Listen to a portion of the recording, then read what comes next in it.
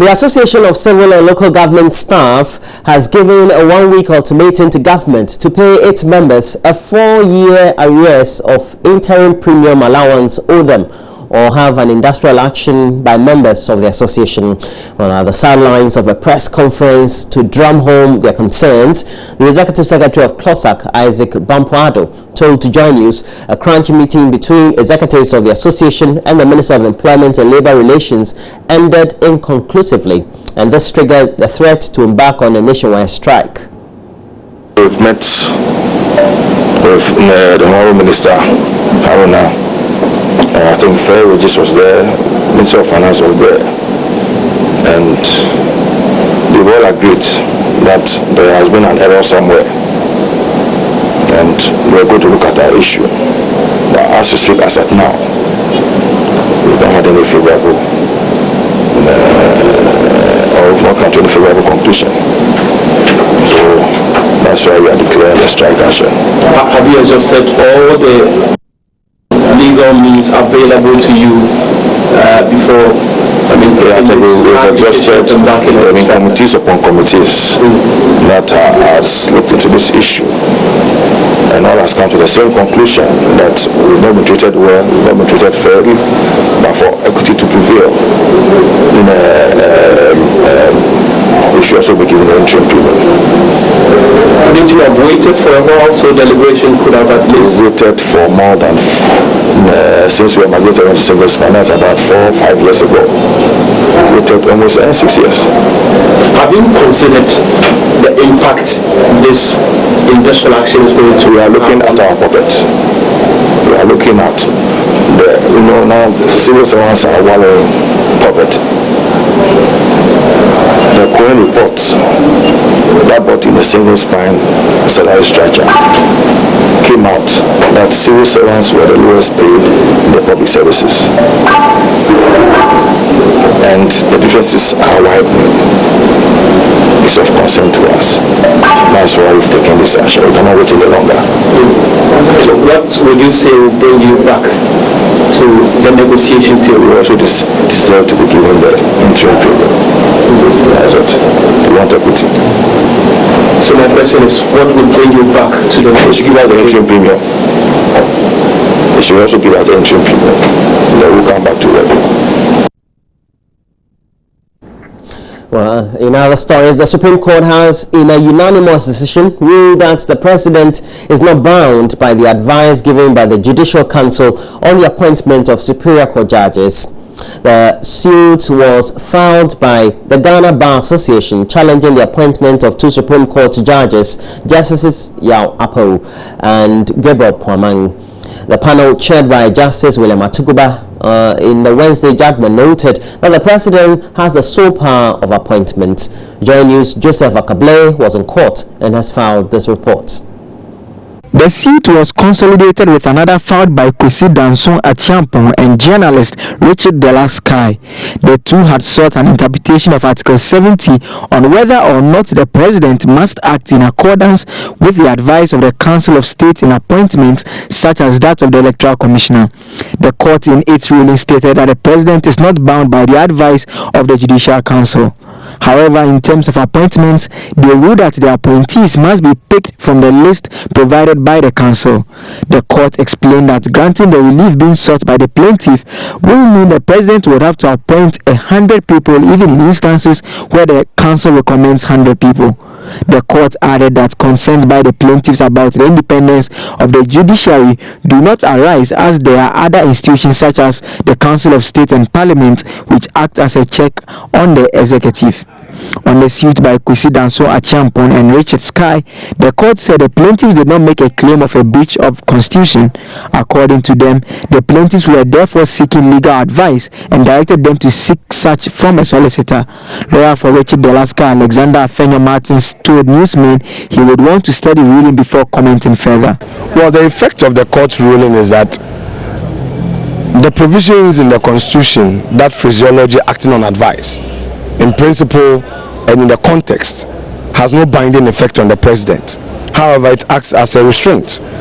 That means that when the Council of State or the Judicial Council gives such an advice, the president cannot act outside this. At the same time, the president is not bound by that advice. He is free to choose from. So basically that is the effect, contrary to the views held by us as plaintiffs, that once this advice is given, it necessarily becomes a binding, plays a binding role, that the president cannot act outside it. The Supreme Court holds a different view. Now, as a counsel to the suit, are you satisfied with the ruling? Well, the Supreme Court has given a judgment.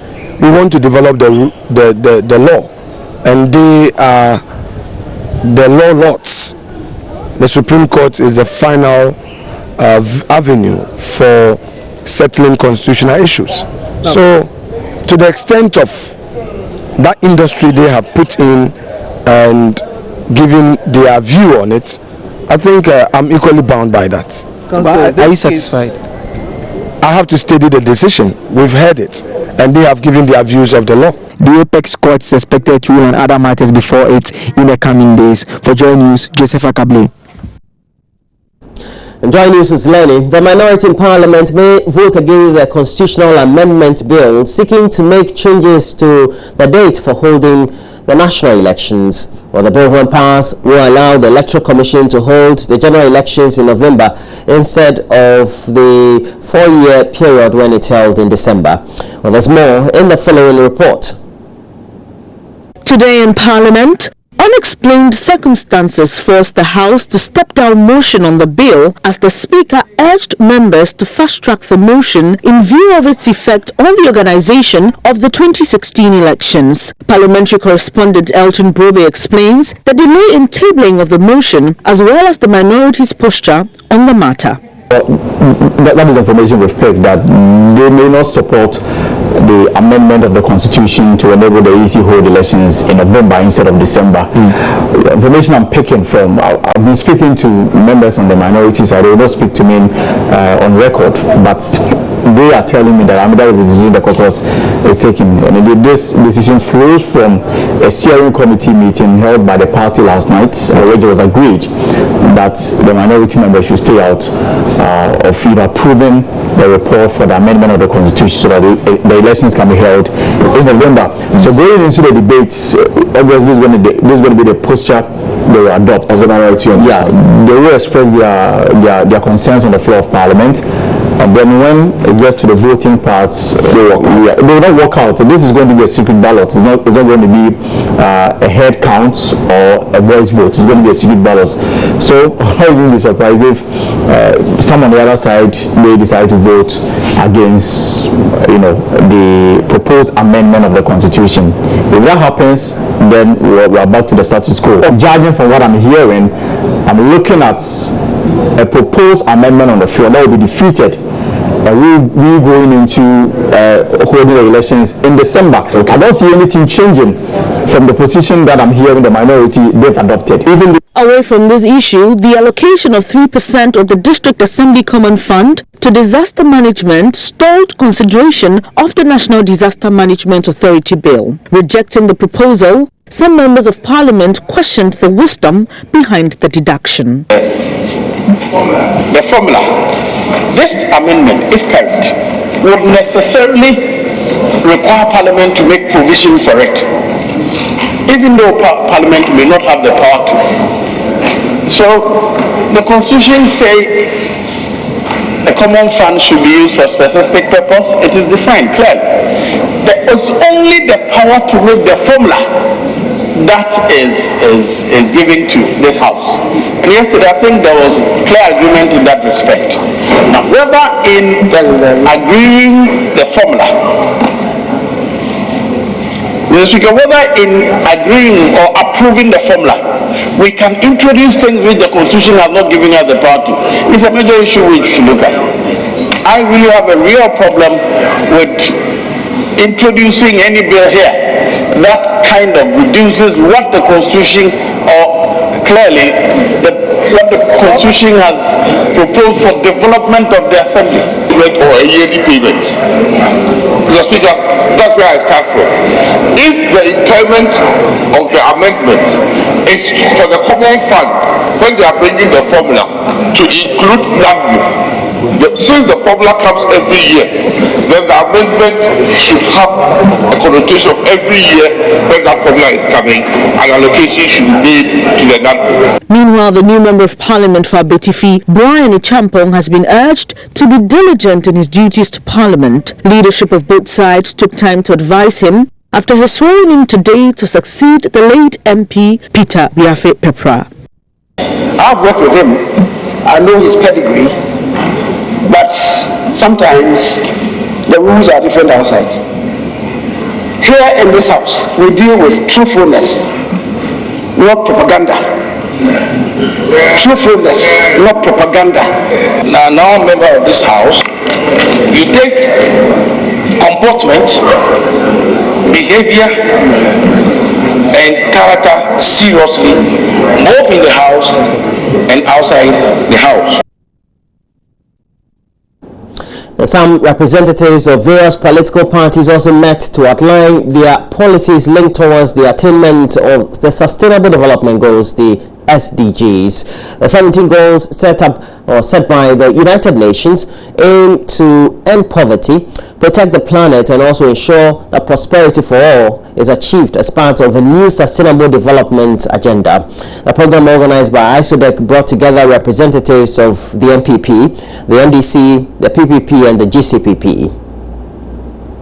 Let me say that my party, the People's National Convention, is wholly committed to the 17 goals that are developed by the United Nations, and we call them the Sustainable Development Goals.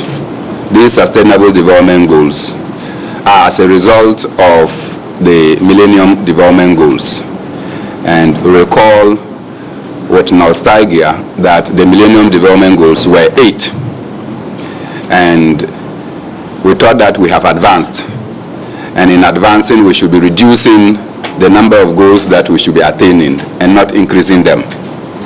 But from 8 we are getting to 17.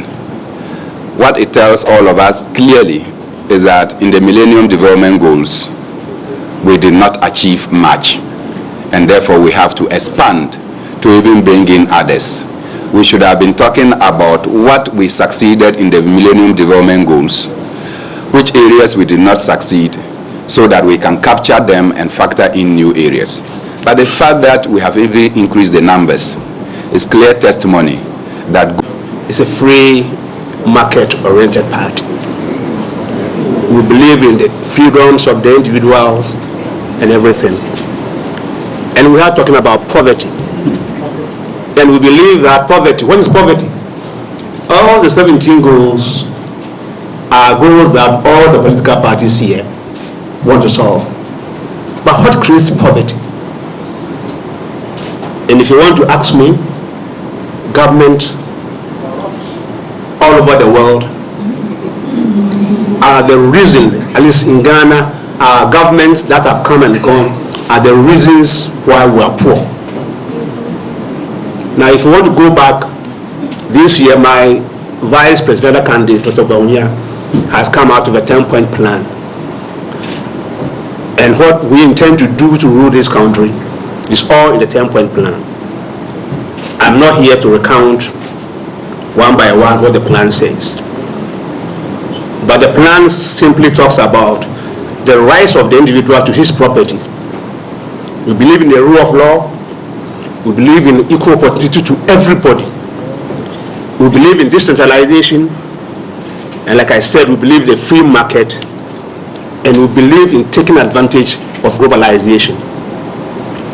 And when Nana Akufo-Addo and Bawumia are talking, they are talking about reducing taxation so that the average individual can thrive. We are here and we admit that the informal sector, they call it informal sector, is larger than the so-called formal sector. And while the government employs 20% of Ghanaian population, they take advantage of 80% of our resources. The tax going to pay in their houses, the tax going to pay in all kinds of allowances. Now the ordinary struggling informal sector is left with only 20% of resources. Now they are thriving. When you see the hawkers, we call them hawkers. I call them salesmen. Do they have opportunities? No. Why don't they have opportunities? Our farmers, and when we talk about poverty and other sort of thing, one of the most successful businesses in Ghana is the cocoa industry. And who created the cocoa industry?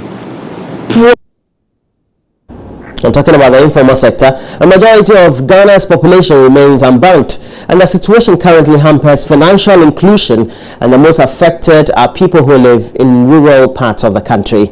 While experts warn the situation could worsen and also worsen income inequalities. In the first of a series of stories on poverty and inequality, journalist Justice Beidu meets women in the Upper West regional village of Dodoma, cut off by the country's mainstream financial system, who are finding their own ways of banking among themselves.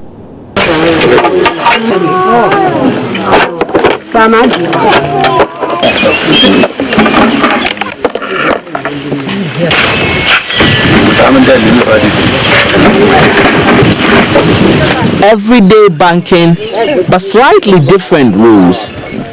These are the women of Dodoma at their local money savings meeting.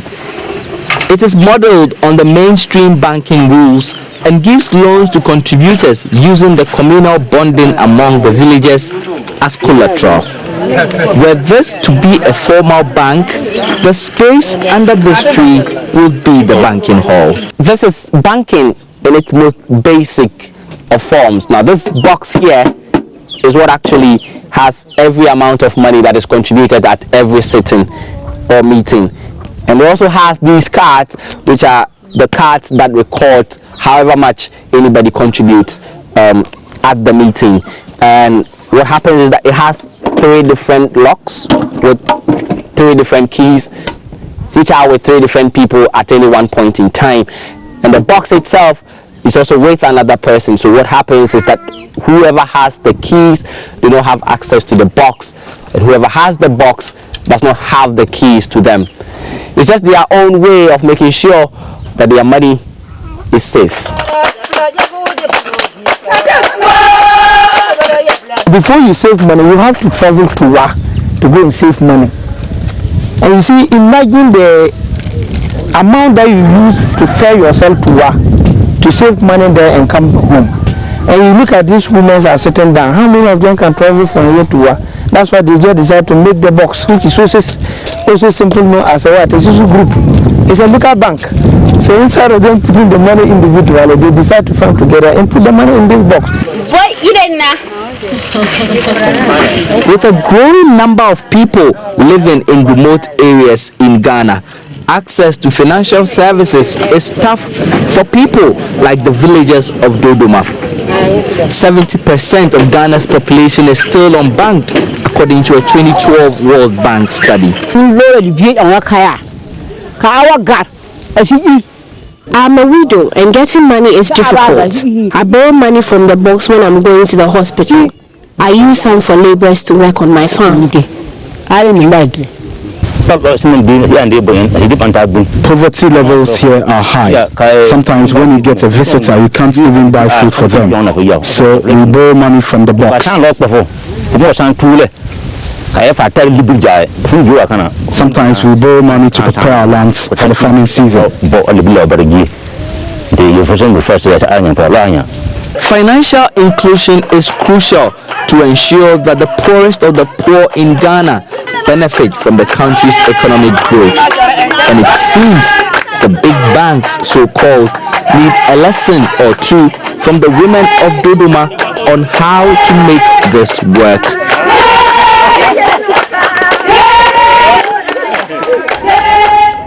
Justice Beidu's reports, and I hope that you've been encouraged wherever you are if you feel that your community is also cut off from mainstream form of banking to also start something on your own.